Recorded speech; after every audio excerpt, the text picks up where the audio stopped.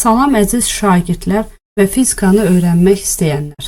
Bugünkü dərsimizdə biz sizinlə düzxətli bərabər sürətli hərəkət dərsi ilə tanış olacağıq. İlk öncə öyrənək ki, düzxətli bərabər sürətli hərəkət dedikdə nə başa düşülür? Düzxətli bərabər sürətli hərəkət dedikdə adından göründüyü kimi cismin hərəkəti düzxət boyunca baş verir, yəni cismin trayektoriyası düzxətlidir və bu hərəkətə biz düzxətli hərəkət deyirik. Ümumiyyətlə biz hərəkətin növləri ilə əvvəlki dərslərdə sizinlə tanış olmuşduq, öyrənmişdik ki, düzxətli hərəkət də mexaniki hərəkətin növlərinə aiddir. Şəkildə də gördüyünüz kimi verilənlər düzxətli hərəkətə aiddir, çünki trayektoriyası düzxətlidir. Velosipedçinin hərəkətini götürə bilərik, almanın hər hansı ağacdan düşməsini götürə bilərik, hər hansı bir idmançının hərəkətini, üzgüçünün düz xətt boyunca üzməsini götürə bilərik və ya qatarın, metronun hərəkətini düzxətli hərəkətə aid edə bilərik. Həmçinin baxın bu şəkildə də cismin hərəkətini düzxətli hərəkət kimi götürmək olar, çünki cismin daim düz xətt boyunca hərəkət edir. Ümumiyyətlə trayektoriyası düz xətt olan hərəkətlər sürətinə görə də dəyişilir, iki qrupa ayrılır, bərabər sürətli və dəyişən sürətli. Bərabər sürətli adından da göründüyü kimi cismin sürəti dəyişmir, dəyişən sürətlidə isə cismin sürəti daim dəyişir. Ona görə də biz bərabər sürətlini və dəyişən sürətlini adətən sürətlərinə görə fərqləndiririk. Düzxətli bərabər sürətli dedikdə cisim düz xətt boyunca gedir, yəni onun trayektoriyası düz xəttlidir və sürəti də dəyişmir. Və bu onu göstərir ki, hər bir zaman anında bərabər yollar gedir, bərabər məsafələr qət edir. Baxın şəkildə bizə göstərilib, cisim O nöqtəsindən C nöqtəsinə doğru hərəkət etmişdir. O ilə A arasındakı məsafə 4 metr, zaman 2 saniyədir. Yəni 2 saniyə ərzində 4 metr yol getmişdir. Yenə də növbəti 2 saniyə ərzində 4 metr yol getmişdir. Çünki 8-dən 4-ə çıxsaq 4 metr edir. Növbəti sonuncu 2 saniyə ərzində də cismin getdiyi yol 12 çıxılsın 8, 4 metr olmuşdur. Buradan da açıq aydın görünür ki, cismin verilən zamanlarda yolları bərabər olmuşdur. Və hər bir zaman anında bərabər yollar qət etmişdir. Belə hərəkət bizdə düzxətli bərabər sürətli hərəkət adlanacaq.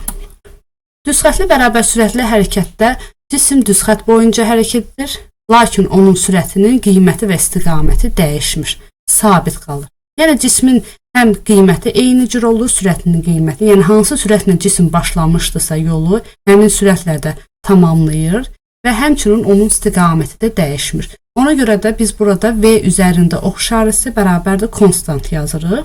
V burada yer dəyişməyə görə sürətdir. Çünki biz burada sürətin həm qiymətindən, həm istiqamətindən danışdıq. Ona görə də yer dəyişməyə görə sürətdən istifadə edirik. Konstanta sözünün mənası sabit deməkdir, yəni dəyişmir. Heç bir dəyişikliyə uğramır. Həmçinin şəkildəki bayquşu da düzxətli bərabər sürətli hərəkətə aid etmək olar.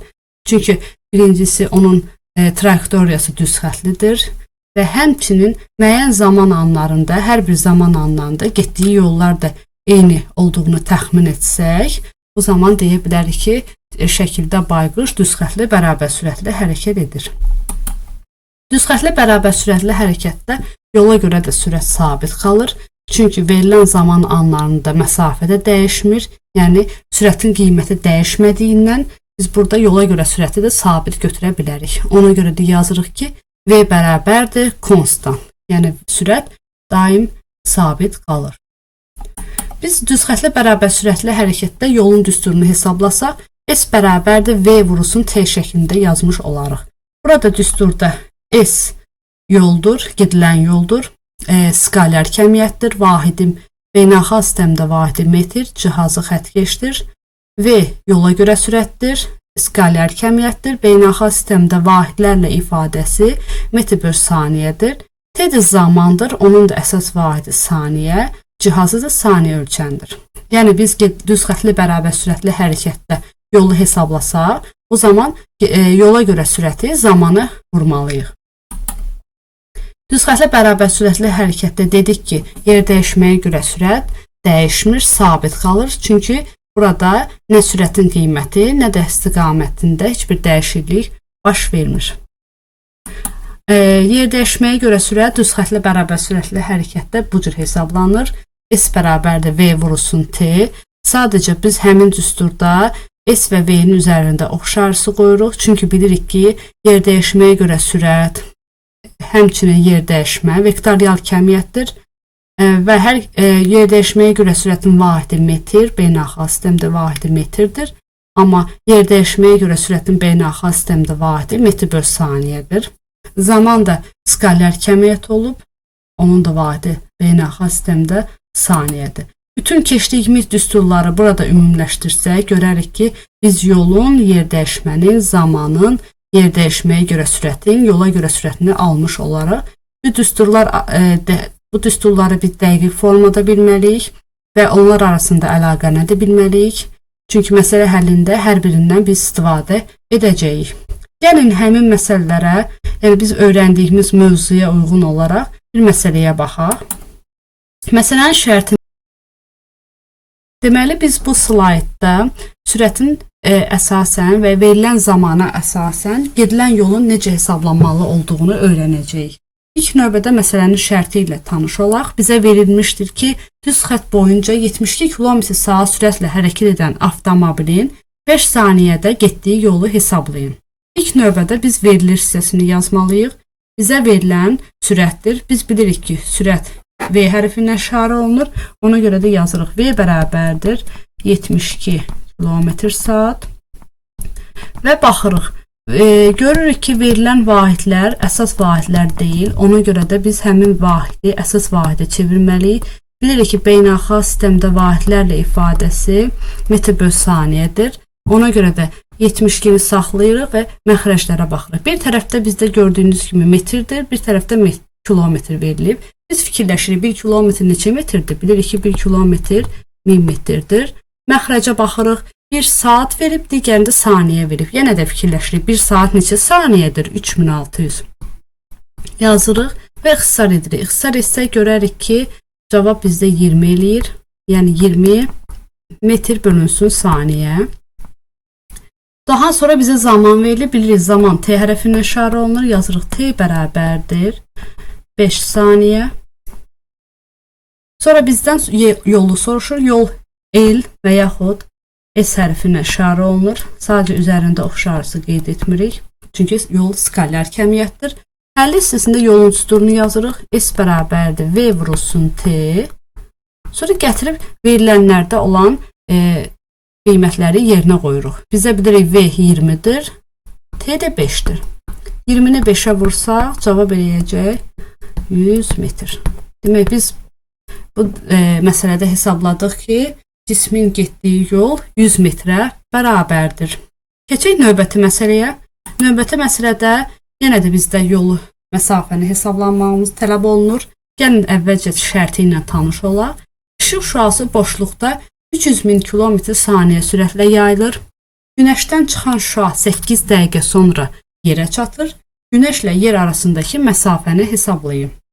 Yenə də bayaqki kimi eyni qaydada biz verilənləri qeyd etməliyik. Bizə sürət verilib, yazırıq V bərabərdir. Sürət V hərfindən işarə olunur. 300.000 km/saniyə və biz bunu yenə də əsas vahidlərlə ifadə edərək metr bölü saniyə çevirməliyik. Saniyə. Biz bilirik ki, bizdə kilometr saatı metr bölü saniyə çevirəndə ilk növbədə biz baxırıq həmin kəmiyyətin sürətinə. Baxsaq görərik ki, bizdə sürətdə bir tərəfdə kilometr, bir tərəfdə metr verilmişdir. Biz bilirik ki, 1 kilometr 1000 metrdir. Demək, biz verilən rəqəmin yanına 3 dənə sıfır yazmalıyıq. Bu zaman bu şəkildə cavab alacaq. Keçirik zaman. Zaman verilib bizə. Zaman T hərfindən işarə olunur. T bərabərdir 8 dəqiqə. Yenə də fikirləşirik. 1 dəqiqə neçə saniyədir? 60-dır. Ona görə 8-i 60-a vursaq 480 saniyə almış olarıq. Bizdən məsafəni soruşur. Məsafə S hərfindəndir. S bərabərdir sual. Bu dərsdə öyrəndik ki, S V vurulsun T şəklində hesablanır. Ona görə də verilən rəqəmləri bir-birinə vurmalıyıq. Vursaq, bu zaman görərik ki, belə rəqəm alınır. Hesablayaq. Hesablasaq, əvvəlcə 3 ilə 48-i bir-birinə vurmalıyıq. 3 ilə 48, 3-dən 8-im 24, 3-dən 4-üm 12, o da 144. Bunu standart şəkildə də yaza bilərik. Yəni ki, biz vergülləri, sıfırları uzun-uzadı deyil, standart formada yaza bilərik. Əvvəlcə buradakı sıfırları saya bilərik. 1, 2, 3, 4, 5, 6, 7, 8, 9. 9-dan 0 var, ona görə 10 üstü 9 şəklində də yaza bilərik. Sonra yolun vahidi də biz bilirik ki, metrə bərabərdir. Deməli, biz bu tapşırıqda sürətin çevrilmə qaydası ilə tanış olduq, zamanı çevirdik, sonra yolun düsturundan istifadə edərək sürəti zamana vurub hesablama apardıq. Ümumiyyətlə, bizim bu dərsimizdə biz sizinlə düzxətli bərabər sürətli hərəkət anlayışı ilə tanış olduq. Həmçinin mexaniki hərəkətin bir növü olan düzxətli hərəkət anlayışı ilə tanış olduq və düzxətli bərabər sürətli hərəkətdə hansı kəmiyyətlərin sabit olduğunu öyrəndik. Öyrəndik ki, bizdə yer dəyişməyə görə sürət, yola görə sürət sabitdir və həmçinin yola görə sürəti və yer dəyişməyə görə sürətdən istifadə edərək yolun və yer dəyişmənin düsturu ilə tanış olduq və məsələlər vasitəsilə onların necə hesablanmalı olduğunu öyrəndik. Dərsimiz bu qədər. Gələn görüşlərə dək. Sağ olun.